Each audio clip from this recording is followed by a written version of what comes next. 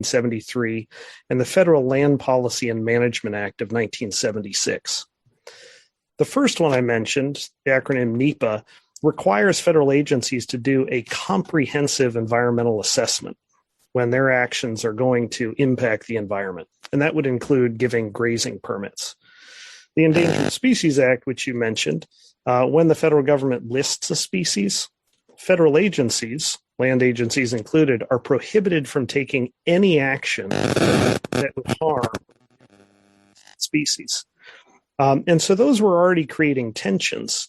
One of the key, the third law I mentioned, though, is really important because the Federal Land Policy and Management Act is the first time that Congress said that the hundreds of millions of acres of land, public land managed by the BLM, was going to remain permanently in federal ownership. They'd never said that before. And that act also extended something called the Wilderness Act to public lands managed by the BLM.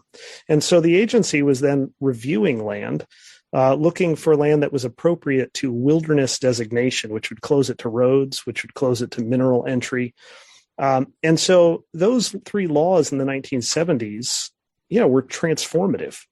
And I should add that I think what a lot of people like the Bundys would have felt is that politically, the environmental movement is what had power. I mean, those laws I mentioned were passed with bipartisan support. And so it was both the legal, but also that kind of political momentum that said environmentalists, and in the 70s, that would have been perceived, they would have been perceived as Easterners in particular, were suddenly dictating how people lived in the West. How many people are we talking about? Like, I mean, and we can maybe bring in the Hage family. Am I pronouncing that correctly? Sure. Yes. And the Don sisters, and they pursued the Dan sisters. Yeah. Excuse me, the Dan sisters. They pursued a more, I guess, legal avenue than ultimately the Bundys did, and maybe their failure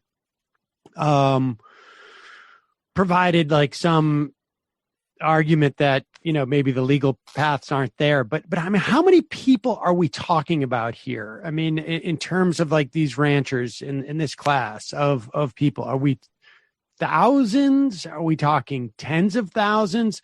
I mean, how do I know the name Bundy? I mean, aside from what they're doing, like, it's right. just, it's a family. Okay, great. But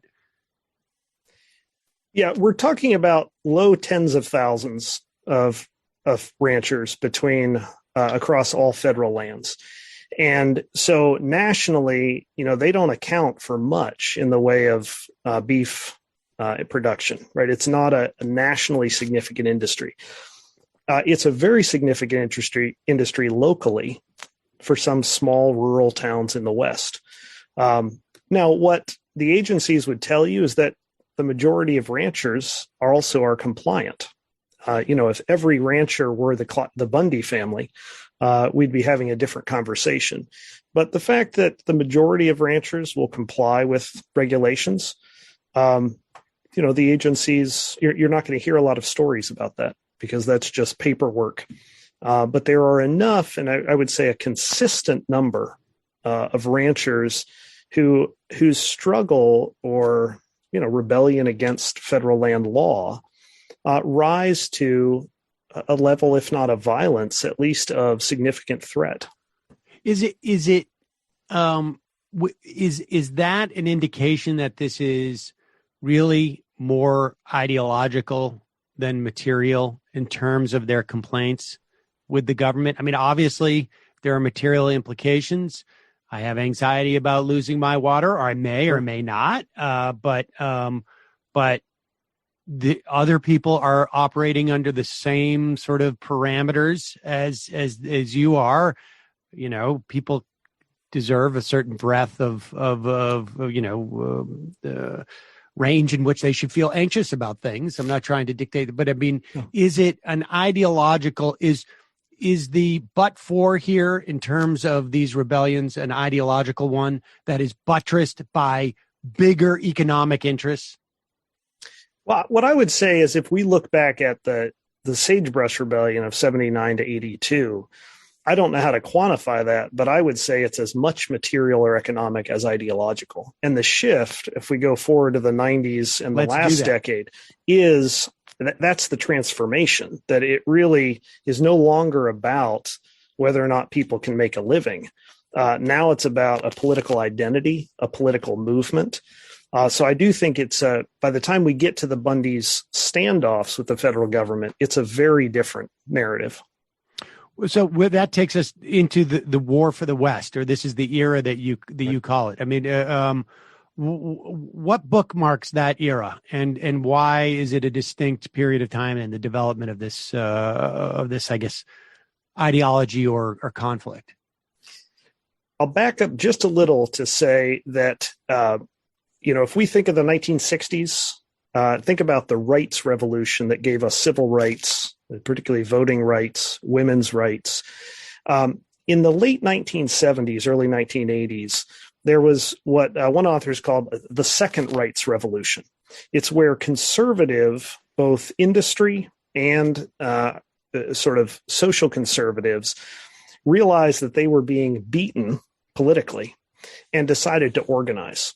So if you go down a list of the major conservative think tanks in DC, the major kind of social conservative organizations, whether that's Focus on the Family, the Cato Institute, these basically were all formed in the 1970s or early 1980s.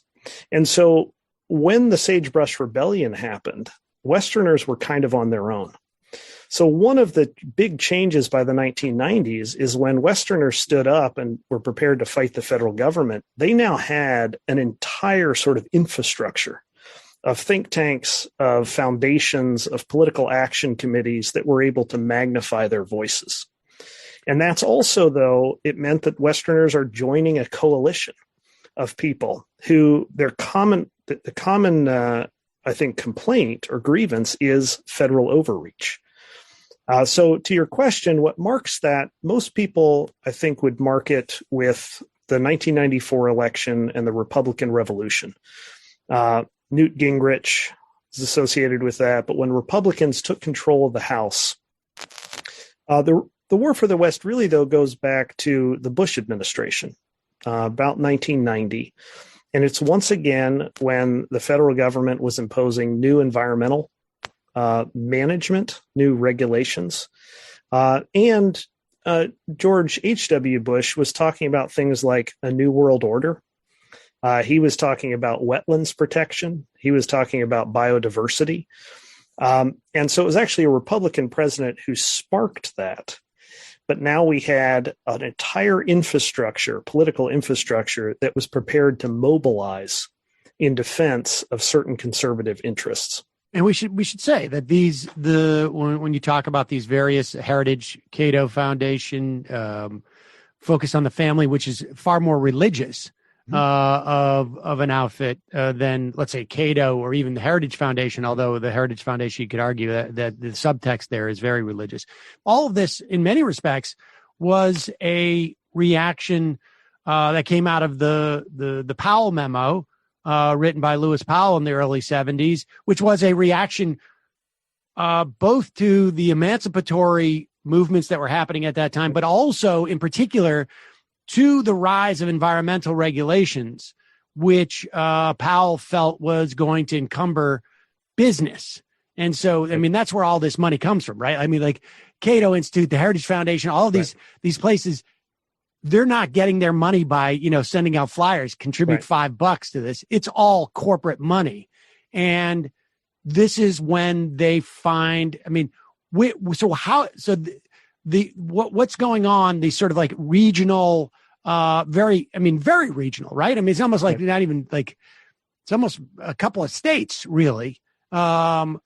These fights there are then adopted by this sort of greater Borg in Washington that is trying to push a broader narrative.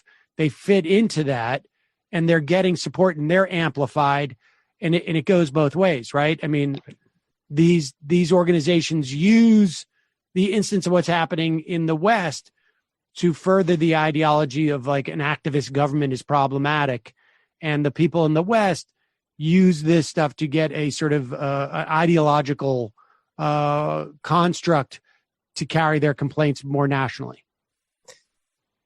That's right. If you think about, we'll have to go back again, though, to around 79 to 82. Ronald Reagan's genius as a politician was building this new conservative coalition, and it was not exclusively, but the big elements of this were a sort of business conservatism, an economic conservatism, and a religious social conservatism. So when Reagan says in his inaugural address, government is not the answer to our problems, government is the problem, he was able to speak simultaneously to some very different groups, as you say. To Westerners, that's about environmental regulation and land use. To Southerners, that's about the federal government's power forcing school integration and other civil rights issues. It's also for social, but particularly religious conservatives. It's the federal government weighing in on abortion. And then it's also, if we think about... Well, we should say, let me just amend that. Yeah. It's also the federal government weighing in on escaping tax for institutions that don't allow integration. I mean, ultimately that was Bob Jones University, and the abortion came after Carter's threatening to get rid of their tax exempt status. But go ahead. Well, and then the third one I would say is this would be in the eastern part of the United States. Think about OSHA, that the federal government stepped in with occupational health and safety. So suddenly businesses are being inspected for their worker safety conditions. So Reagan could say to all those groups, listen, I understand the problem. The problem is us, the government, and I'm here to help you sort of roll back government so you can get back to the freedom that you ostensibly remember and used to enjoy.